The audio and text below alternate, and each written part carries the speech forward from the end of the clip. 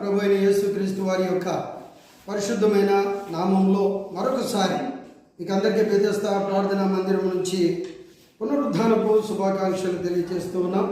అందరూ బాగున్నారు కదండి.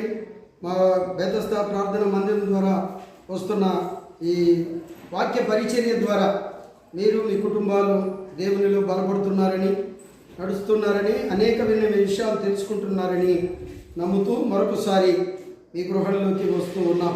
మత్తయి సువార్త 5వ అధ్యాయం కొండ మీద ప్రసంగాన్ని మనం ధ్యానం చేస్తూ ఉన్నాం ప్రతి వారము. ఈరోజు ఈ వారంలో 5వ వచనాన్ని ధ్యానం చేద్దాం. మత్తయి సువార్త 5వ అధ్యాయము 5వ వచనం. సాత్వికులు ధన్యులు, వారు భూలోకమును స్వతంత్రించుకుందురు. సాత్వికత అనేటువంటిది మరి ఈ లక్షణాన్ని గురించి మనం ధ్యానం చేయాలి అంటే యేసు ప్రభు యొక్క గుణగణాలు మనం తెలుసుకోవాలి. ఇక యేసు ప్రభు కంటే ముందున్నటువంటి భక్తులు ప్రవక్తలు ఎవరైనా ఉన్నారు అంటే వాళ్ళలో దావీదును మనం చూడొచ్చు. సాత్వికత అంటే మరి తగ్గించుకునే గుణము, లోబడే గుణము, శత్రువులను కూడా ప్రేమించేటువంటి గుణము, ఇతరులకు దాన ధర్మాలు చేసేటువంటి గుణము, ఇతరుల మీద జాలిపడేటువంటి మనసు, మరి ఈ లక్షణాలన్నీ కలిగి ఉన్నటువంటి భక్తుడు ప్రవక్తలు ఎవరైనా ఉన్నారు అంటే పాత నిబంధనలో మనము దావీదు మహారాజును మనం చూడొచ్చు. ఈయన కూడా మరి సౌలు అల్లుడై ఉండుకొని కూడా మరి ఆయన ఇశ్రాయేలుకు సైన్యాధిపతి అయి ఉండుకొని కూడా సౌలు మరి తన అల్లుడిని స్వయంగా దావీదును చంపడానికి వెంటాడుతూ మరి అది తెలుసుకున్నటువంటి దావీదు అటు ఒక పక్క మామ, ఒక పక్క తన కుమారుడు అబ్షాలోము, ఇద్దరు కూడా దావీదు మీద కక్షగట్టి అతని మీదికి రాబోతూ ఉండగా తెలుసుకున్నటువంటి దావీదు అరణ్య పాలైపోయి తనతో పాటు అనేకమైనటువంటి ప్రజలు, సైన్యం కూడా అరణ్యంలోకి ప్రవేశపెట్టబడినటువంటి సన్నివేశాన్ని మనం రాజుల గ్రంథంలో మనం చూడగలుగుతాం. మరి ఈయన కూడా ఒకానొక సమయంలో అరణ్యంలో దావీదును చంపాలని ప్రయత్నం చేసినప్పుడు సౌలు కూడా అరణ్యంలో దాక్కొని దావీదును చంపాలని ఎదురు చూస్తున్న సందర్భంలో దావీదుకే సౌలు దొరికినప్పుడు సౌలును విడిచిపెట్టి లేదా సౌలును చంపకుండా విడిచిపెట్టి అతని మీద జాలి చూపించినప్పుడు సౌలు పలికినటువంటి మాట ఏంటంటే, దావీదా, నా కుమారుడా, నన్ను చంపకుండా నీవు నాకు బ్రతుకునిచ్చావు, జీవాన్ని ఇచ్చావు. నువ్వు రాబోయే దినాల్లో మరి నీవు ఇశ్రాయేలీయులకు రాజుకు గొప్ప రాజుగా ఉండబోతావని సౌలు దావీదును దీవించడం మనం చూస్తాం. వెళ్ళారా, ఈ మాటలు ఎందుకు నేను చెప్పానంటే తనను చంపడానికి వచ్చినటువంటి తన మామైనటువంటి సౌలును మరి ఆ దావీదు విడిచిపెట్టి అతన్ని కాపాడినటువంటి సందర్భాన్ని బట్టి ఈ సాత్వికత అనేటువంటి పదాన్ని ఈ భావరూపంలో అంటే దావీదుకున్న గుణ లక్షణాలను బట్టి, ఎందుకంటే కొన్ని పదాలకు మనము కరెక్ట్గా అర్థము వివరించలేము.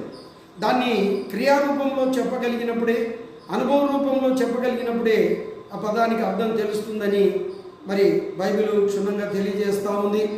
కాబట్టి ఆ విధంగా సౌలును విడిచిపెట్టి దావీదు తిరిగి మళ్ళా తన ప్రాంతానికి వెళ్ళినటువంటి సందర్భాన్ని బట్టి మరి ఈయన ఆ యొక్క ఇజ్రాయెల్ దేశాన్ని 40 సంవత్సరాలు పరిపాలించాడు. మరి సౌలు పరిపాలించలేదే. మరి దీన్ని బట్టి 5వ వచనంలో ఉన్న మాటలకు నెరవేర్చబడుతుందని మనం నమ్మాలి. సాత్వికులు ధన్యులు, వారు భూలోకాన్ని స్వతంత్రించుకుంటారు. అసలు పౌరుషం కలిగిన వాళ్ళు ధన్యులు, వాళ్ళు భూలోకాన్ని స్వతంత్రించుకుందరు అని ఉండాలి. మరి పరిశుద్ధాత్మ దేవుడు ఇలా ఎందుకు రాశాడు?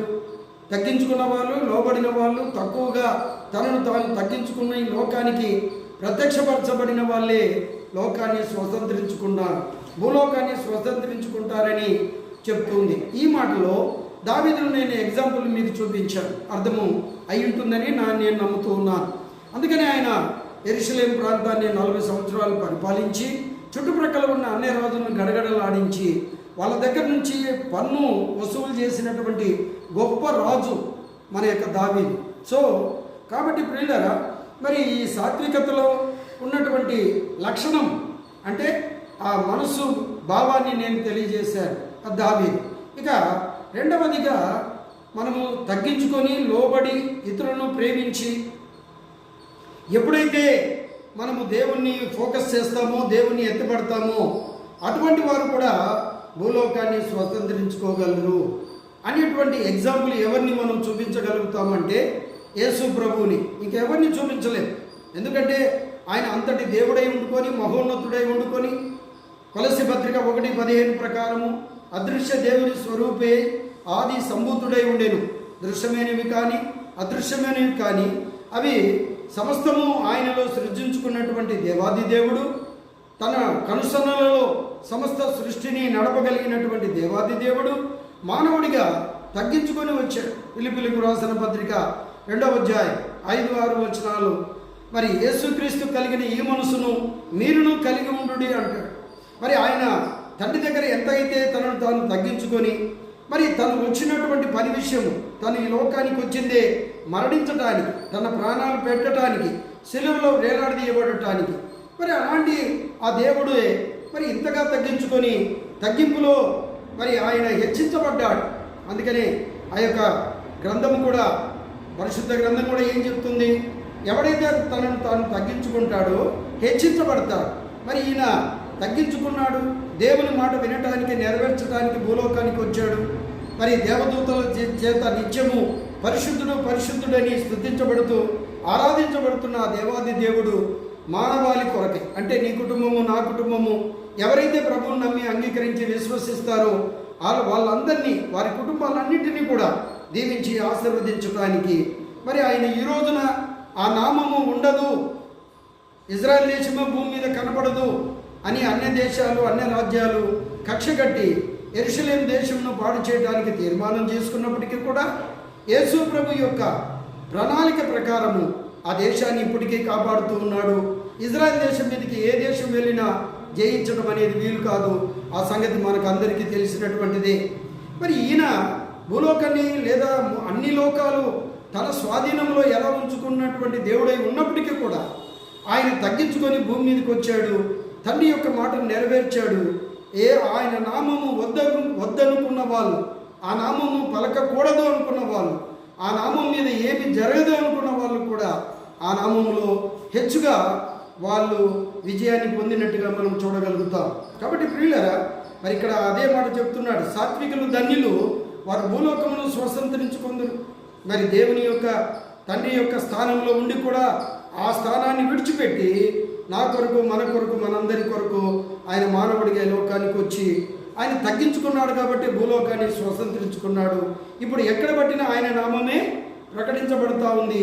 ఆయనే రాజులకు రాజు, ప్రభువులకు ప్రభు అయి ఉన్నాడు, సమస్తానికి ఆధారభూతుడై ఉన్నాడు. ఒక్క మాట నేను చదివి వాక్యాన్ని ముగిస్తాను. కొలస్సీ పత్రిక 1వ అధ్యాయం 15వ వచనాన్ని మనం గమనించినప్పుడు, అదృశ్య దేవుని స్వరూపి అయి ఆది సంభూతుడై ఉండెను. దృశ్యమైనవి కానీ అదృశ్యమైనవి కానీ అవి సింహాసనములైనను ప్రధానులైనను అటువంటివి మరి ఏదేవైనను కూడా అన్నీ ఆయనలోనే సృజించుకున్నాయి. ఆయన లేకుండా ఏది కలగలేదు అని వ్రాయబడిన సన్నివేశాన్ని మనం చూడగలుగుతాం. ఇక ప్రకటన గ్రంథం 1వ అధ్యాయంలో ప్రభువును గురించినటువంటి మాటలు ప్రకటన గ్రంథకర్త యోహాను రాస్తాడు.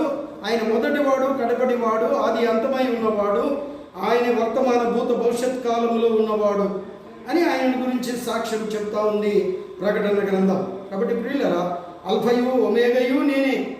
ఇంకా మనం ప్రకటన గ్రంథం అంతా చూసినట్లయితే మరి ఆయన గురించినటువంటి మాటలు, ఆయన రాజులకు రాజు, ప్రభువులకు ప్రభువై ఉన్నాడని, సమస్తానికి సృష్టికర్త, ఆధారభూతుడు ఆయనేనని తెలియజేస్తూ ఉంది. అంతటి దేవుడు నా పాపముల కొరకు, మన కుటుంబాలు దీవించబడి ఆశీర్వదించబడాలని మన కొరకు ఆయన శిలువలో తన రక్తము కార్చి మరణించి మరణాన్ని గెలిచి లేచాడు. కాబట్టి ప్రియులారా, మన కుటుంబాలలో మనలో ప్రభు నామము ఎప్పుడైతే పలుకుతూ ఉంటుందో మనము దీవించబడి ఆశీర్వదించబడతాం. సాత్వికులు ధన్యులు, వారు భూలోకమును స్వతంత్రించుకుంది. కాబట్టి యేసు ప్రభు నామము అనేకులు పలకకుండా అది తక్కువ జాతి వారిది, నిమ్మ జాతి వారిది అని అన్నటువంటి వాళ్ళే యేసు ప్రభును దేవుడిగా ఆరాధిస్తూ ఉన్నారు. దానికి ఎగ్జాంపుల్ అనేకమైనటువంటివి చెప్పచ్చు, ఇప్పుడు సమయం చాలదు.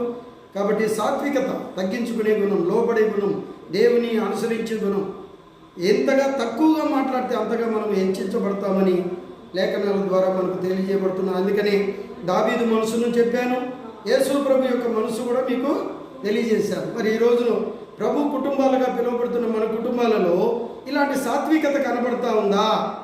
అది నా క్వశ్చన్. కాబట్టి అలాంటిది లేకపోతే దాన్ని తిరిగి పొందుకోవటానికి ప్రభు పాదాల మీద మోకరించండి. ఆయనను అడగండి, ప్రభువా నా కుటుంబము నీకు మాదిరికరంగా, నీ నామం పెట్టబడిన కుటుంబముగా, నీ బిడ్డలుగా నేను ఈ యొక్క లోకంలో జీవించాలి, బ్రతకాలి, ఆ విధంగా మార్చు, నీ కొరకు నా కుటుంబాన్ని సిద్ధపరచు అని ప్రార్థనలో ఏకీభవించండి. ప్రార్థన.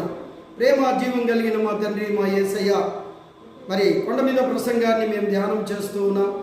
ఏ కుటుంబంలో అయితే ఈ వాక్యము వింటూ ఉన్నారు, ఏ బిడ్డలైతే వింటూ ఉన్నారో ఆ బిడ్డలలో సాత్వికతను, తగ్గించుకునే గుణాన్ని, శత్రువును ప్రేమించే మనసు, క్రీస్తు యేసునకు కలిగిన ఆ మనసు మేము కూడా కలిగి ఉండే కృప దయచేయము. ప్రతి బిడ్డను, ప్రతి కుటుంబాన్ని, విన్నా చూచిన ప్రతి బిడ్డను దీవించి ఆశీర్వదించమని, మీకు కలిగిన మనసు మేము కూడా కలిగి ఉండి లోకానికి మిమ్మల్ని ప్రత్యక్షపరిచే గుణాన్ని మాకు అనుగ్రహించమని యేసయ్య పరిశుద్ధ నామంలో అడిగి వేడుకొనుచున్నాము తండ్రి. ఆమేన్.